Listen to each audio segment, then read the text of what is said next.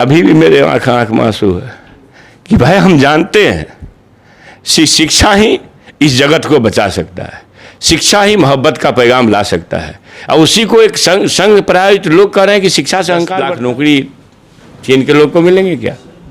7वें चरण की बहाली से 10 लाख रोजगार पाकिस्तान के लोग को मिलेंगे क्या? इसी में 7वां चरण है, इसी में 8वां चरण होगा, इसी में 9वां मानना पड़ेगा कि दुनिया को मूर्ख बनाने का सबसे ताकतवर हथियार धर्म है। इसलिए धर्म के चक्कर में हिंदूवाद में फंसा करके, कथित हिंदूवाद में सारा आरक्षण खत्म, फलाना खत्म, ढकाना खत्म। ये आवश्यक है। देश ताकतवर तब बनेगा, आप नेल्सन मंडेला को पढ़े होंगे, 27 वर्ष जेल में रह करके जो उन्होंने अनुभूति की, उन्होंने लिखा है अपने संदेश में कि शिक्षा परिवर्तन का, दुनिया को बदलने का सबसे बड़ा हथियार है। शिक्षा से ही दुनिया में जंग जीती जा सकती है, विचार जीते जा सकते हैं, तो अशिक्षित आदमी से नहीं। तो जहाँ उन्होंने कहा कि शिक्षा दुनिया को बदलने का ताकतवर हथियार है, वहीं आपको ये मानना पड़ेगा कि दुनिया को मूर्ख बनाने का सबसे ताकतवर हथियार धर्म है। इसलिए धर्म के चक्कर में हिंदूवाद में फंसा करके, कथित हिंदूवाद में सारा आरक्षण खत्म, फलाना खत्म, ढकाना खत्म। अब है बनिए, तो आप लोग चेत गए हैं, बिहार ही रोशनी देगा। और आप देख लीजिए, बिहार ने एक संकल्प व्यक्त किया, देश पर असर हुआ। हरियाणा में जाने वाले हैं, फिर मध्य प्रदेश में जाने वाले हैं, देरी नहीं है, खरीद रहे हैं। इनका ये काम है कि जो डरेगा डराओ और जो बिकेगा खरीदो। तो हमारे नेता लोग न डरने वाले हैं न बिकने वाले हैं। बिहार परिवर्तन का संदेश देता रहा है। जेपी मूवमेंट भी छात्र आंदोलन का यहीं से हुआ था। ये लगता है चौथा मूवमेंट फिर से यहाँ शुरू होने वाला है, कोई न माने। देखिए, कुछ ऐसे नेता होते हैं जिनसे सवाल पूछकर बुलाना पड़ता है, लेकिन एक सवाल के जवाब में या पूरा सवाल का जवाब ही दे देते हैं। एक सवाल सर कि हर विभाग में अदला बदली होती है, ट्रांसफ़र होता है, लेकिन शिक्षा विभाग में देख रहा हूँ कि एक स्कूल में जो जमे रहते हैं, सालों साल वहीं पे जमे रहते हैं। क्या इसमें कुछ फेरबदल किया जाएगा? नहीं, देखिए मैं बताता हूँ। हमारे माननीय मुख्यमंत्री जी जब ये नियोजन नीति लाए तो उनके मन में, आपको भी लगता होगा, उनके मन में, ज्ञान में ये बात आई होगी कि गांव का शिक्षक कम से कम गांव के बच्चे को पढ़ाने के लिए थोड़ा शर्म करेगा, एक दया रखेगा। इसलिए गांव में, क्योंकि पहले ट्रांसफ़र के लिए प्रेशर आता था, हमारा वहाँ कर दीजिए, हमारा वहाँ कर दीजिए। अब आप गांव में शिक्षा दे रहे हैं, मुखिया जी उसके नियोक्ता हैं। अब मुखिया जी को भय ना होगा कि हमारा बच्चा कल क्या करेगा, हमारे शिक्षक को यह चिंता न होगी कि हम अपने ही समाज के बच्चे को कैसे मतलब शिक्षित नहीं कर पा रहे हैं, जबकि खुद शिक्षा ग्रहण करके ही शिक्षक हुए हैं। ये ज़रूरी है नहीं है कि हर आदमी हर विषय जानता हो। एक ही शिक्षक है, 5 शिक्षक हैं, 3 शिक्षक हैं, रेशनलाइजेशन करूँगा। जहाँ 20 शिक्षक है उसको डालूँगा नीचे, जिसमें कम है, वो एक प्रक्रिया है। लेकिन भैया 3 ही शिक्षक है, जो ही आता है, कम ज़्यादा आ सकता है, हर आदमी तो बाबा साहब अम्बेडकर नहीं हो सकते हैं, लेकिन जो ही आता है कम से कम 5-6 घंटे 7 घंटे जो घंटी लगती है उसमें बच्चा के साथ खड़ा तो हो जाओ भाई। इसी के लिए नया विभाग आपको 42,000 करोड़ का वेतन देती है, इसी के लिए न मंत्री को यहाँ रखा है। तो मंत्री पिकनिक मना रहे हैं, अधिकारी पिकनिक मना रहे हैं, और शिक्षक भी कमोबेश वेतन तो पा रहे हैं, समय पर न मिल रहा है, उसको दूर करूँगा। लेकिन भाई जिसके लिए इतना बड़ा स्ट्रक्चर है, 51,000 करोड़ 42,000 करोड़ वेतन में शिक्षा देने के लिए, वही तो नहीं हो रहा, बाकी सब काम हो रहा है। क्या हमारे लिए दुख का, चिंता का विषय नहीं होना चाहिए?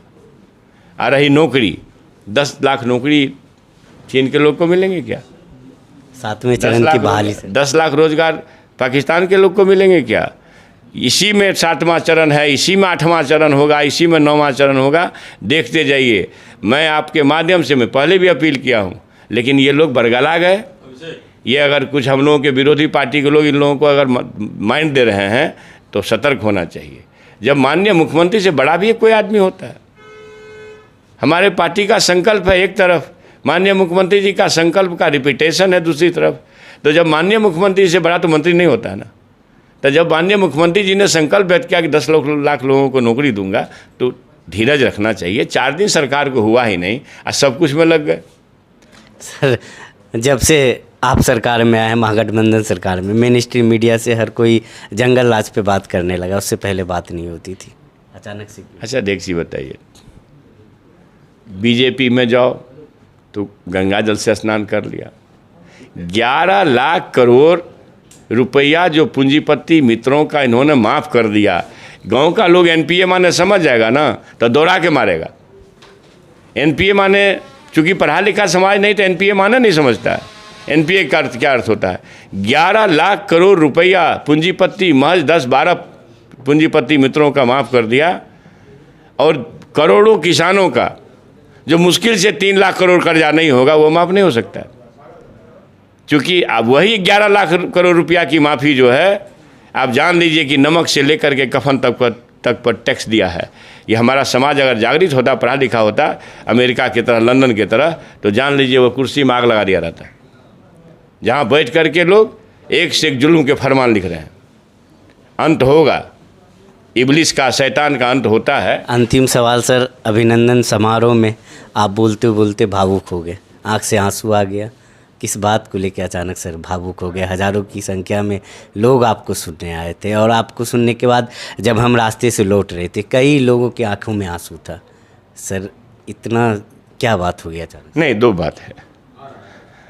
अभी भी मेरे आँख में आंसू है कि भाई हम जानते हैं शिक्षा ही इस जगत को बचा सकता है, शिक्षा ही मोहब्बत का पैगाम ला सकता है, और उसी को एक संघ प्रायोजित लोग कह रहे हैं कि शिक्षा से अहंकार बढ़ता है।